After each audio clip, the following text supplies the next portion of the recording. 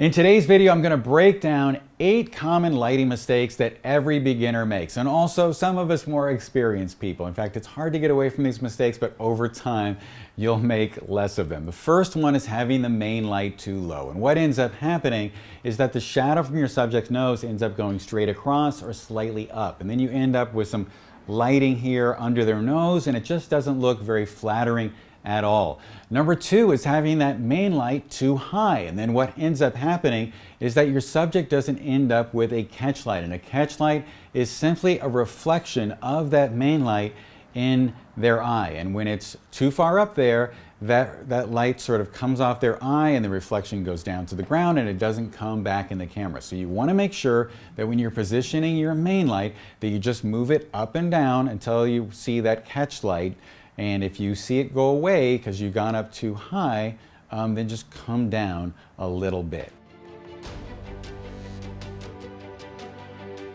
Number 3 is when you're missing a catch light and you only have one in one of the person's eyes. Now, a lot of the times this can happen because of maybe how they turn their face or the angle, or maybe because one of their eyelids is a little lower than the other. And so one thing that you can do if this happens, you can just smartly clone the catch light from one eye to the other, and you can probably get away with it.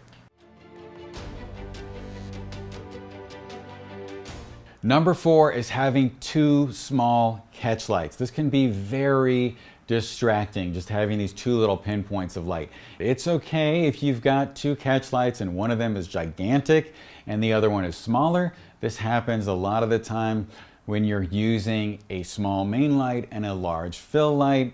It's fine, but having these 2 little dots just looks a little weird to me. But before we move on, I just wanted to say that if you enjoy learning from me in these videos, you probably would also enjoy reading my 2 lighting handbooks.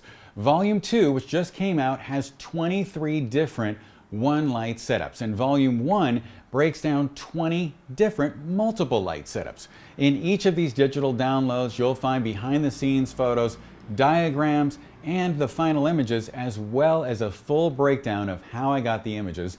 That way you'll be able to use it as inspiration or recreate the exact photos on set during your next photo shoot. And in addition to that, you'll get my Intro to Lighting Guide free. This 31-page digital download goes over all of the fundamentals of lighting. That way you'll have everything you need to get started in the studio. So for more information and to get your copy today, just go to johngress.com/lightinghandbooks.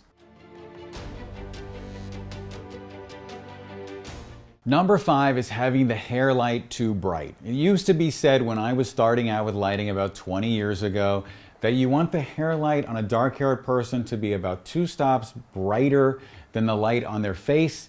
And if you have a blonde person, you want it to be 1 stop brighter.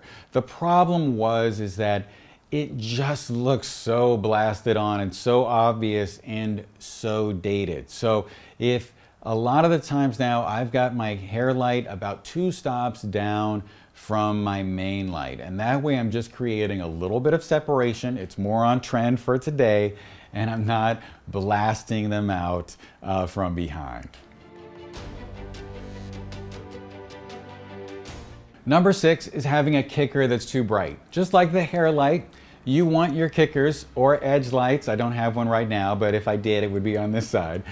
You want those just to sort of create a little subtle amount of separation between your subject and the background. You don't want it to scream out, "Hello, I'm here," like a sledgehammer. So a lot of times it needs to be about 2 stops down from the main light. Number 7 is having the kicker too far forward. Now, I don't have one right now, but if I did, it would be opposite the main light, and it would be back here. You want to keep it as close as you can to the background, the edge of the background, just out of the frame as possible.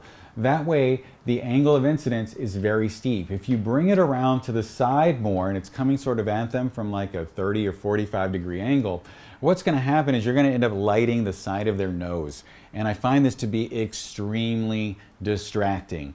If you move it back closer to the background, it'll just glance across there and the side of their face will actually block the side of their nose from seeing the main light. So just make sure that your kicker or edge light is as far back as you can get it, as steep of an angle as possible. That way you won't end up having this sort of triggering light on the side of their nose.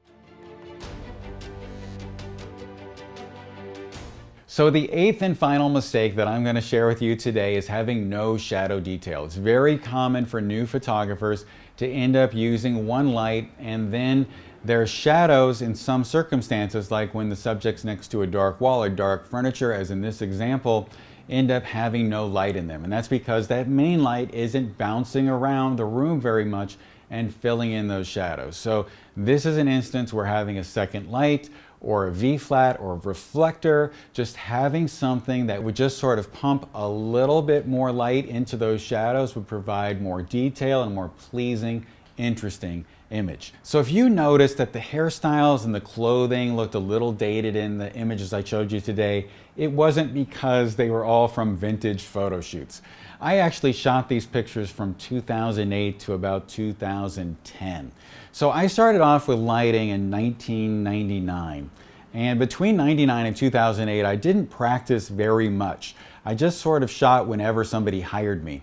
And then after 2008, I started practicing with models and getting a lot better, until I got to where I am today. And I included these images today because I wanted to let you know that even though as you're starting off as a new photographer, there may seem like there are so many things you need to know and so many details you need to cover, just know that all of these things are going to become a lot easier with practice and they won't seem so hard. You'll start off making a lot of mistakes at the beginning, then maybe in the middle you'll start to recognize you're about to make a mistake and you won't make it, and then over time you'll just make fewer and fewer mistakes. Everyone makes mistakes. I still make mistakes. It's just that things have got a lot better over time. So the more that you practice and the more that you get out there and take pictures, the better you will be.